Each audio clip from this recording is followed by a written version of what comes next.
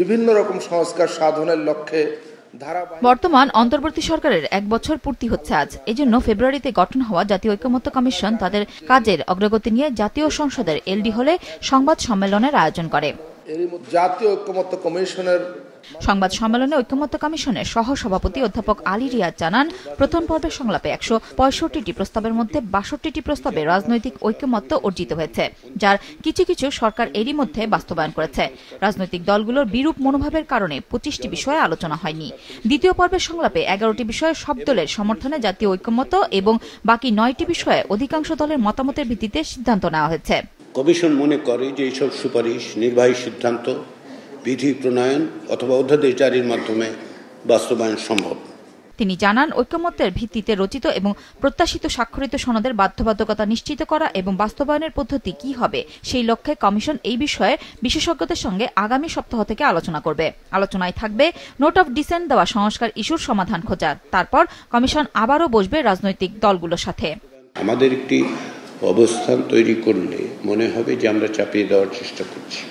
আমরা কমিশনের পক্ষ থেকে সে কারণেই সিদ্ধান্ত নিয়েছি যে কমিশনের বাইরের থেকে এবং যারা সাংবিধানিক হয়তো সংবিধান সংস্কার কমিশনে বা অন্যান্য কমিশনে যুক্ত ছিলেন তাদের মতামতটা আমরা বুঝতে চাই, দেখতে চাই এবং সেই বিষয়ে রাজনৈতিক দলগুলোর সাথে আলোচনা করতে চাই। আলী রিয়াজ আশা করেন এই প্রক্রিয়ায় স্বল্প সময়ের মধ্যেই একটি উপযুক্ত সিদ্ধান্তে পৌঁছানো সম্ভব হবে।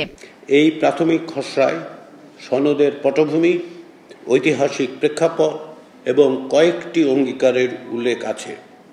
খসড়াটি কার্যত একটি টেমপ্লেট হিসেবে প্রস্তাবিত হয়েছে এবং এই বিষয়ে দলসমূহকে তাদের মতামত পাঠাতে অনুরোধ করা হয়েছে। এই খসড়ায় বিবৃত সকল বিষয়, বিশেষত অঙ্গীকারের অংশটি কমিশনের সুনির্দিষ্ট প্রস্তাব নয়।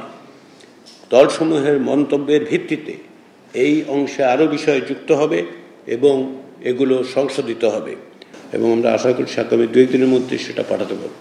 তারই পরিপ্রেক্ষিতে যদি সকলে একমত হন তাহলে একটা স্বাক্ষরের দিন তারিখ ঠিক করা যাবে। আর যদি এই বিষয়ে অন্য রকম মতামত থাকে সেগুলো আমাদের বিবেচনায় নিতে হবে।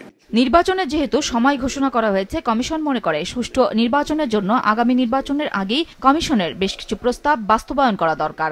ইতিমধ্যে যে সমস্ত সংস্কার পদক্ষেপ নেওয়া প্রয়োজন সেগুলো কমিশনের পক্ষ থেকে নেওয়া হচ্ছে। আমরা এই বিষয়ে আশা রাখতে চাই যে এখনো যে সময়টা আছে তার মধ্যে কিছু কিছু কাঠামোগত পরিবর্তন, কিছু কিছু প্রক্রিয়া পদ্ধতিগত পরিবর্তনগুলোর ক্ষেত্রেও কমিশন অর্থাৎ নির্বাচন কমিশন পদক্ষেপ নেবে। সকল প্রক্রিয়া বাস্তবায়ন করতে কমিশনের মেয়াদ আরও বাড়তে পারে বলেও ইঙ্গিত দেন আলী রিয়াজ।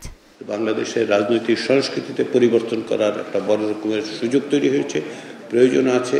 আমরা আশা করছি যে রাজনৈতিক দলগুলো সেগুলোকে বিবেচনায় নেবে। নুরুন নাহার বিলি, মাছরাঙা সংবাদ, ঢাকা।